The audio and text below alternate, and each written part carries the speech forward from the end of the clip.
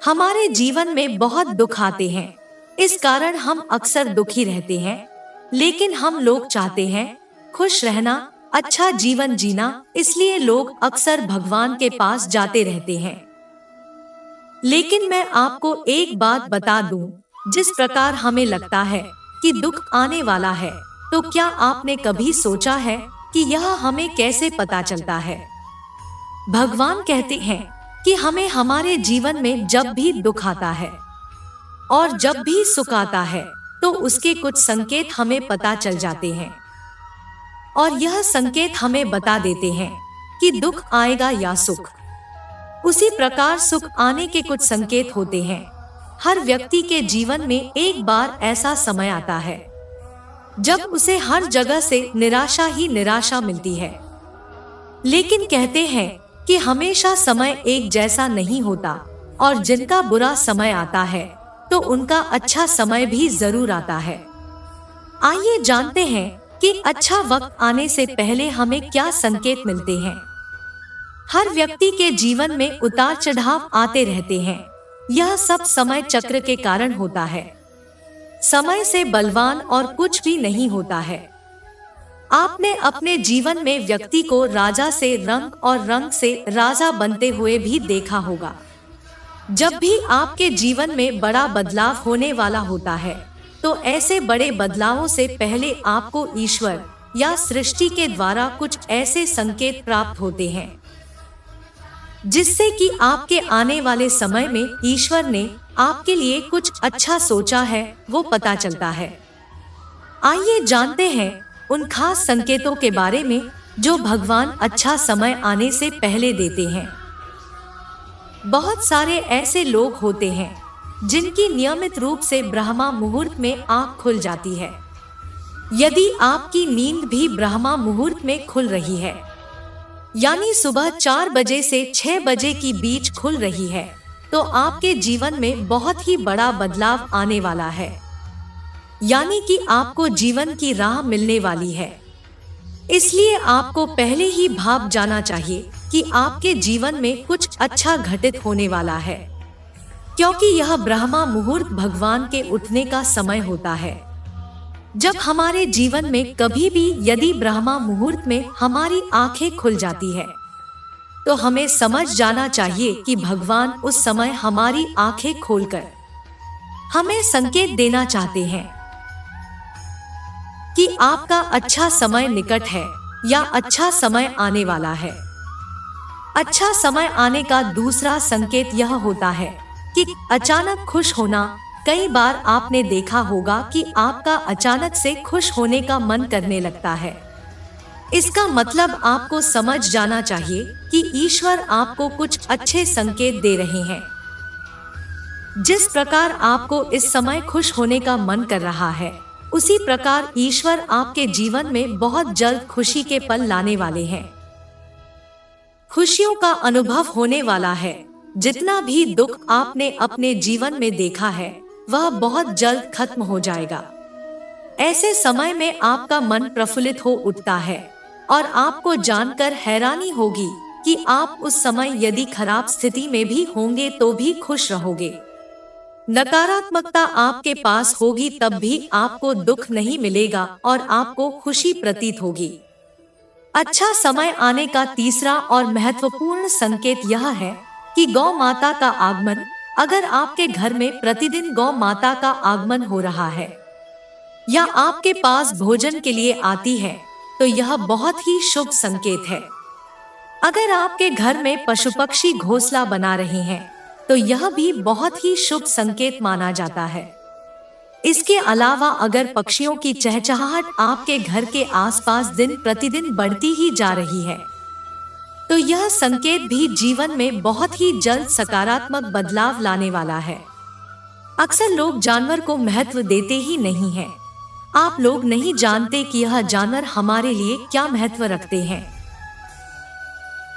यदि गौ माता का आगमन हमारे घर हो जाता है, तो समझ जाइए कि भगवान आपको संकेत देना चाहते हैं कि आपका बुरा समय खत्म हो गया है और अच्छा समय आने वाला है।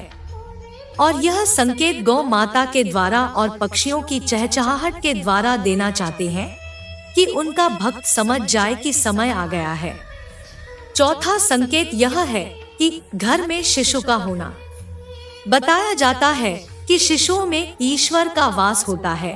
अगर छोटे बच्चे या शिशु आपको देखकर अचानक से मुस्कुरा देते हैं या आपको कोई सकारात्मक बात बोल देते हैं, तो यह इस बात का संकेत है कि जीवन में सकारात्मक चीजें होने वाली है।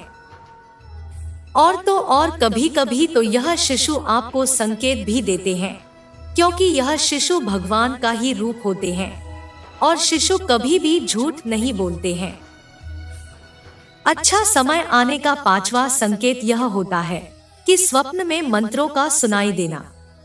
स्वप्न में अगर आपको मंत्र सुनाई देते हैं जैसे राम राम, तो यह बहुत अच्छा माना जाता है। अगर ओम मंत्र की गूंज सुनाई दे तो यह भी सकारात्मक बात है। स्वप्न में मंत्रों, घंटा, शंख की आवाज सुनाई देना बहुत ही शुभ संकेत माने जाते हैं। यह मंत्र भगवान के होते हैं जो हमें एक अच्छा समय के संकेत देते हैं। और सपनों में मंत्र आना शुभ भी माना जाता है।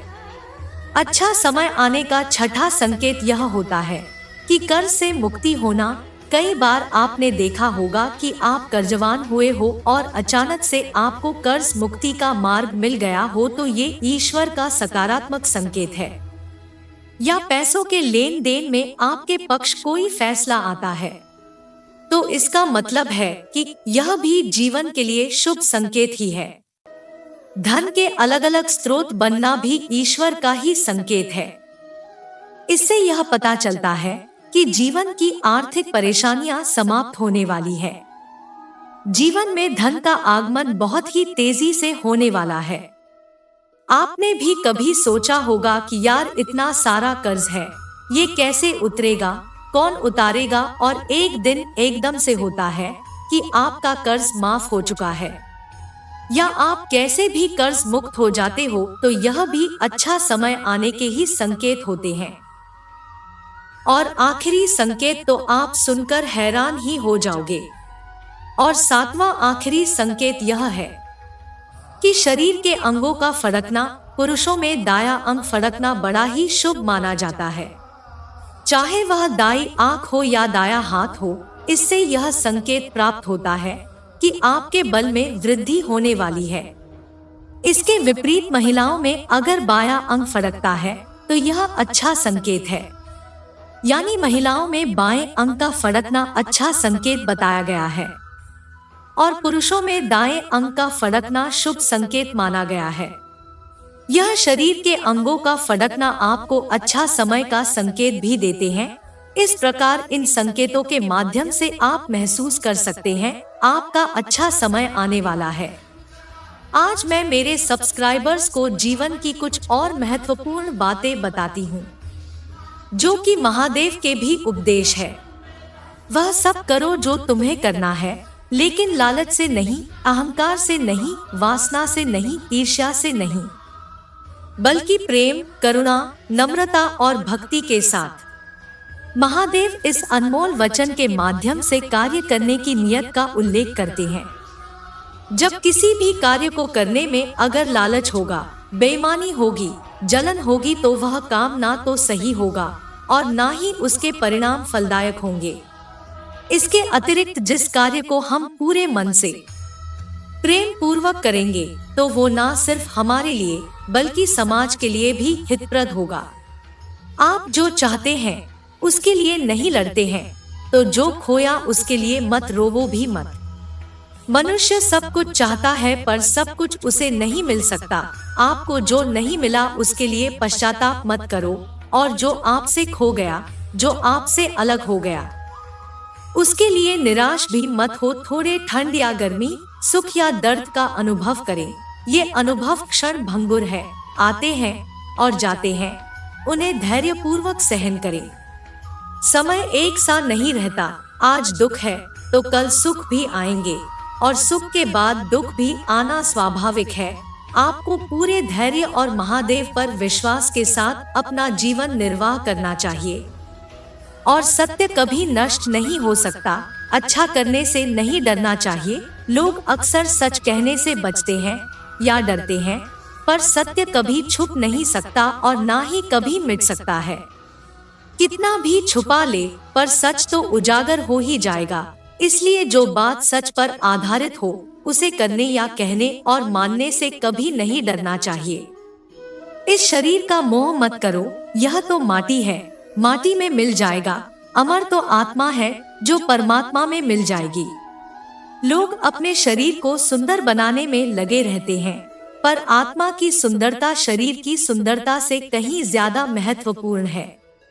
शरीर तो नश्वर है, मिट्टी ही तो है, तो मिट्टी में ही मिल जाएगा। यह उपदेश आपको जीवन में याद रहने चाहिए, क्योंकि इन उपदेशों से आप सजग रहेंगे। धन्यवाद। आपको वीडियो अच्छा लगा हो तो ऐसे ही हमारे वीडियो को देखते रहें। वीडियो को लाइक करें, शेयर करें और चैनल को सब्सक्राइब करें।